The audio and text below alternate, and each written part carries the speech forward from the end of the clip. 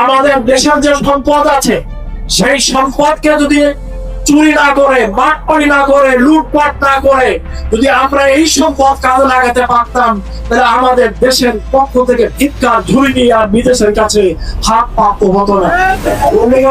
বিগত সরকারের সময় সমীক্ষা করা হলো অর্থনৈতিক কি পরিমাণ দুর্নীতি হয়েছে তার সমীক্ষা। এই সমীক্ষায় অংশগ্রহণ করলেন দেবপ্রিয় ভট্টাচার্য।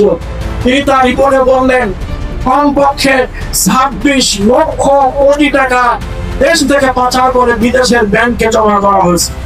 বন্ধুগণ, আজ যদি 26 লক্ষ কোটি টাকা নেওয়া তার অর্ধেক টাকাও যদি দেশে কাজে লাগানো যেত, তাহলে হাসপাতালে কি বলেন রুগীরা চিকিৎসা পেত, ওষুধ পেত, শিক্ষা প্রতিষ্ঠান ফ্রি করা যেত, বেকার যুবকদেরকে চাকরি দেওয়া যেত, বৃদ্ধ বৃদ্ধদের ভাতার পরিমাণ বাড়ানো যেত, গৃহহীন মানুষের গৃহের নির্মাণ কাজে সহযোগিতা করা যেত।